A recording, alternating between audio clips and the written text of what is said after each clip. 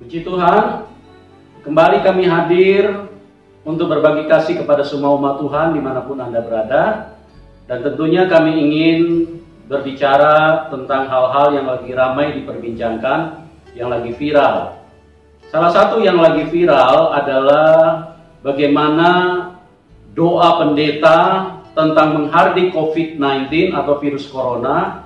Tetapi sampai saat ini virus corona semakin menjadi, atau virus corona semakin menggila. Dia makin bertambah banyak yang terinfeksi dengan COVID-19 ini. Di sini ada muncul tanggapan-tanggapan dari berbagai golongan, berbagai kelompok, bahkan berbagai orang secara pribadi. Ada yang menyinggung apa yang salah di sini. Apakah doa pendetanya tidak manjur? Ataukah pendetanya seorang nabi palsu? Atau mungkin juga ada yang berpendapat lain daripada itu. Tetapi izinkan saya sebagai hamba Tuhan untuk berbicara sesuai dengan apa yang tertulis di dalam firman Tuhan. Kalau kita perhatikan bahwa pendeta yang berdoa, dia mengajak kepada semua umat Tuhan untuk bersama-sama berdoa. Jadi tuduhan-tuduhan yang mengatakan bahwa pendeta ini adalah nabi palsu, atau pendeta ini pembohong, atau pendeta ini diragukan, tidak bisa bertanggung jawab dengan apa yang dia sampaikan, saya pikir ini hanya persoalan gagal paham. Karena penyampaian dari pendeta itu jelas konteksnya itu adalah sesuatu untuk menawarkan kebaikan. Jadi umat Tuhan yang lagi lelah dengan situasi yang ada, umat Tuhan yang lagi takut dengan situasi yang ada, dan pendeta ini coba bangkitkan, ayo kita sama-sama berdoa. Kita perang, kita lawan virus corona.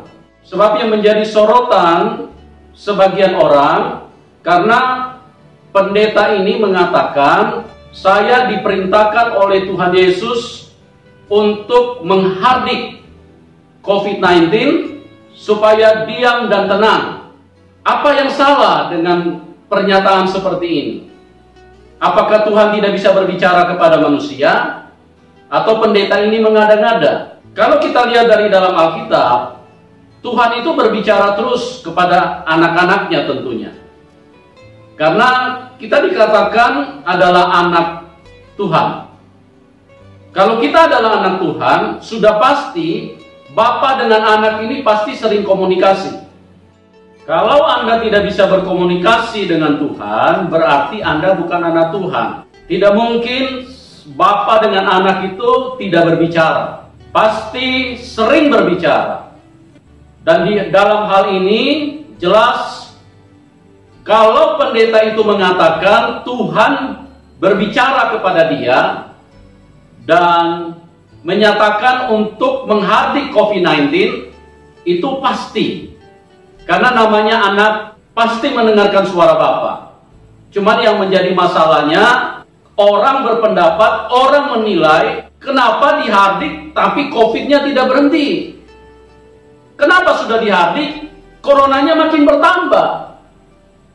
Di sini saya akan jelaskan sesuai dengan apa yang tertulis di dalam firman Tuhan. Kita temukan di dalam Matius pasal yang ke-8 ayat 25 dan 26. Maka datanglah murid-muridnya membangunkan dia, katanya, Tuhan, tolonglah, kita binasa. Maka datanglah murid-muridnya membangunkan Tuhan Yesus dengan berkata, tolonglah, kita binasa. Kemudian kita dengar ayat selanjutnya. Ia berkata kepada mereka, mengapa kamu takut? Kamu yang kurang percaya. Lalu bangunlah Tuhan Yesus menghardik angin dan danau itu, maka danau itu menjadi teduh sekali. Kenapa kamu tidak percaya kepadaku? Bukankah aku bersama-sama dengan kamu? Jadi di sini Tuhan ingin menyatakan supaya iman murid-murid itu bangkit dan tertuju kepada Tuhan, mempercayai kehadiran Tuhan, keberadaan Tuhan yang selalu setia kepada anak-anaknya. Kalau kita perhatikan, pada waktu terjadi badai, angin mengamuk sehingga air masuk ke dalam perahu, itu di danau tersebut. Sementara kita melihat bahwa ada begitu banyak danau di Israel. Bahkan ada begitu banyak danau di dunia ini. Tetapi konteksnya itu adalah wilayah internal. Wilayah di mana Tuhan Yesus dan murid-muridnya lagi mengalami goncangan. Kalau kita perhatikan di sini, Tuhan punya cara kerja pasti tidak akan melampaui yang namanya radius iman. Artinya, Tuhan akan bekerja kepada orang-orang yang percaya kepada Dia. Tuhan akan melakukan mujizat kepada orang-orang yang beriman kepada Tuhan. Jadi kalau orang-orang yang tidak beriman, orang-orang yang tidak percaya kepada Tuhan Yesus, itu sudah pasti itu tidak akan mengalami mujizat. Kalau orang bertanya, ini kan sudah dihardik. Pendeta tersebut mengatakan dia diperintahkan Tuhan Yesus. Izinkan saya bertanya kepada Anda, apakah di seluruh kota Jakarta percaya kepada Tuhan Yesus? Apakah di seluruh Indonesia percaya kepada Tuhan Yesus? Apakah di seluruh dunia percaya kepada Tuhan Yesus? Kan tidak. Dan di wilayah pendeta yang menghardik, saya yakin pasti terjadi mujizat. Dan mereka mengalami mujizat Tuhan. Kan Anda juga tidak tahu. Siapapun yang percaya, bukan hanya di wilayah pendeta yang menghardik, jika Anda juga percaya, di wilayah kehidupanmu itu juga pasti terjadi. Kan intinya, bagaimana kita mempercayai satu pribadi. Itu intinya. Kalau orang yang tidak mempercayai Tuhan Yesus, tentunya tidak bisa digabungkan dengan wilayah orang yang beriman, yang percaya kepada Tuhan Yesus. Ada begitu banyak orang yang tidak percaya kepada Tuhan. Bagaimana Anda dengan penghakiman sepihak, dengan penilaian pribadi, terus kemudian mengatakan orang nabi palsu? Ini kan penghakiman yang tidak berdasar. Lihat dulu cara kerja Tuhan. Tuhan Yesus di dalam firman-Nya selalu bekerja dan melakukan mujizat hanya bagi yang percaya. Ini penekanan yang harus kita perhatikan. Jadi ini menjawab sekaligus pertanyaan-pertanyaan yang muncul. Kenapa sudah dihardik, COVID makin jadi? Pendeta yang disuruh Tuhan untuk menghardik COVID-19 mengajak kita bersama-sama untuk memerangi virus corona. Dan sekali lagi saya tegaskan, cara kerja Tuhan yang ditunjukkan di dalam Alkitab, mujizat akan terjadi hanya kepada orang yang percaya kepada Tuhan Yesus. Dan kita perhatikan bahwa beberapa orang yang muncul dengan pikiran yang terbatas, dengan gagal paham, apalagi yang sesat pikir. Anda saja tidak percaya kepada Tuhan. Anda hadir hanya mempertanyakan kapasitas orang. Anda hadir hanya menghakimi pendeta lain. Bagaimana mujizat bisa terjadi? Di dalam dirimu sendiri tidak akan terjadi mujizat. Apalagi Anda ingin bertanya kepada seluruh dunia. Ini jelas tidak mungkin terjadi. Ini pasti sangat berbenturan dengan pemahaman yang ada di pikiran Anda. Sudah tegas dan jelas bahwa firman Tuhan, cara kerja Tuhan Yesus, itu hanya bisa terjadi mujizat kalau orang percaya kepada Dia. Kita bisa menemukan satu contoh di dalam Alkitab bagaimana mujizat terjadi kepada seseorang yang terdapat di dalam Markus pasal yang kelima ayat 25 sampai 34. Tetapi kita baca saja mulai dari ayat 28. Sebab katanya, asal ku jamah saja jubahnya, aku akan sembuh. Kita perhatikan baik-baik, perempuan yang mengalami pendarahan selama 12 tahun, dia berkata, asal ku jamah jubahnya, aku akan sembuh. Ini menunjukkan bahwa mujizat yang akan dia temukan sebentar nanti itu berawal dari iman. Nah, iman ini sudah pasti bicara internal, pribadi, sekelompok yang mempercayai Tuhan. Jadi tidak menyeluruh. Karena di situ ada begitu banyak orang yang hadir, berdesak-desakan di dekat Tuhan, tapi mereka tidak mengalami mujizat. Kita akan dengarkan firman selanjutnya. Seketika itu juga berhentilah pendarahannya, dan ia merasa bahwa badannya sudah sembuh dari penyakitnya. Seketika itu dia merasa bahwa dia sudah sembuh dari penyakitnya. Ini kan kita perhatikan baik-baik. Mujizat dialami oleh perempuan yang pendarahan 12 tahun itu akibat dari ada iman. Ada yang mempercayai Tuhan sehingga itu cara kerja Tuhan seperti itu.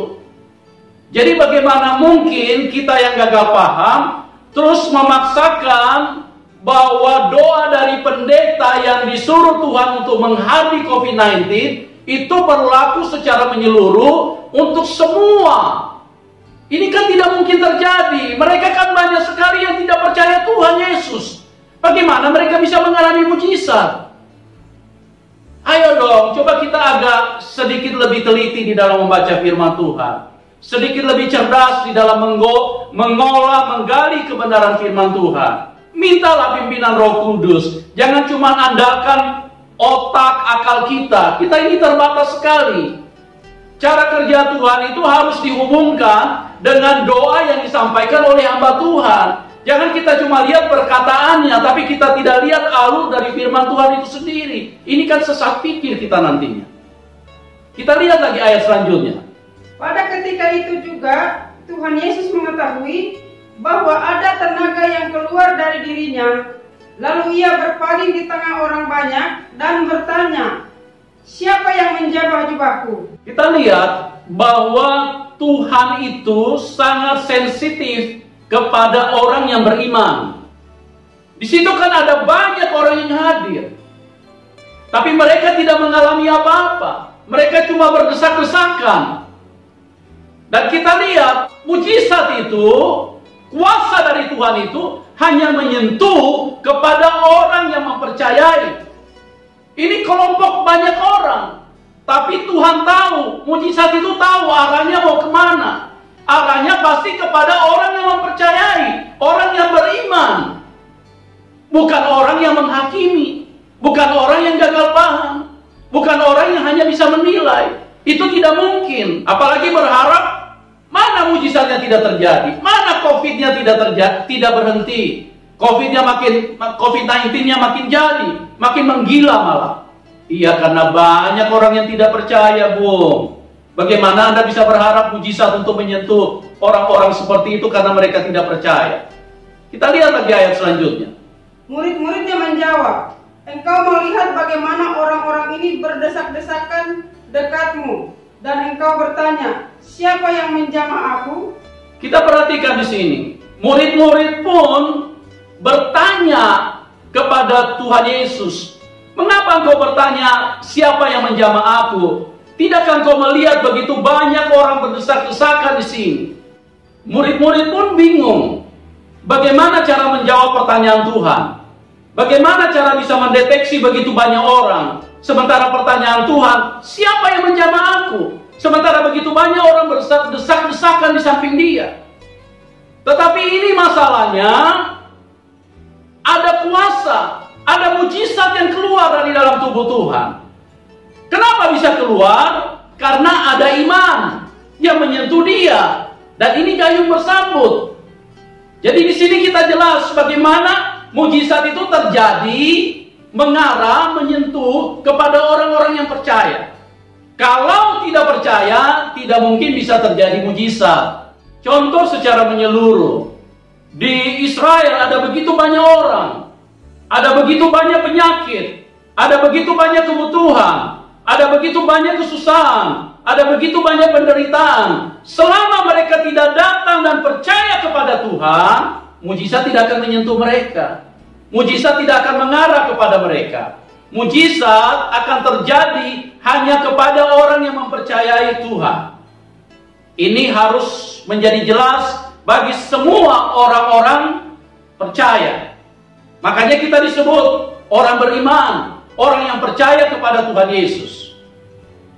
Dan kita perhatikan lagi di bagian Alkitab selanjutnya. Lalu ia memandang sekelilingnya untuk melihat siapa yang telah melakukan hal itu.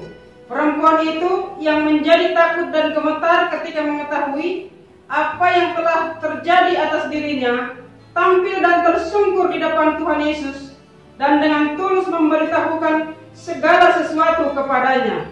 Maka katanya kepada perempuan itu, "Hai anakku, imanmu telah menyelamatkan engkau. Pergilah dengan selamat dan sembuhlah dari penyakitmu." Mujizat Tuhan Yesus itu mengarah kepada siapa yang beriman, siapa yang percaya kepada Dia.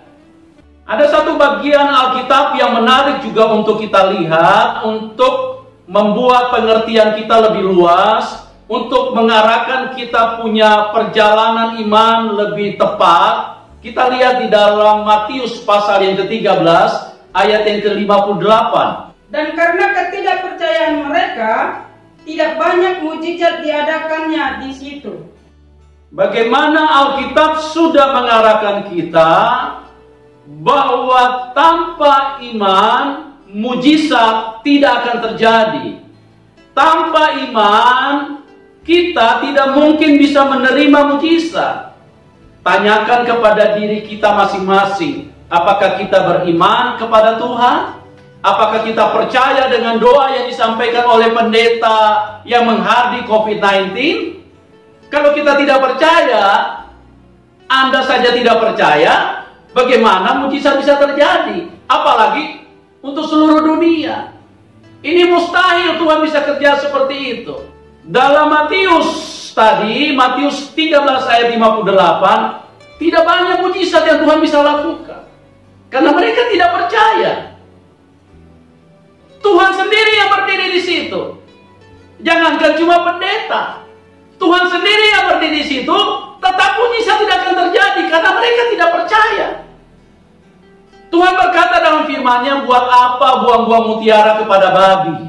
Tuhan memberikan sesuatu yang berharga, Tuhan memberikan sesuatu yang bernilai, Tuhan memberikan sesuatu yang bermanfaat, tentu kepada orang-orang yang percaya.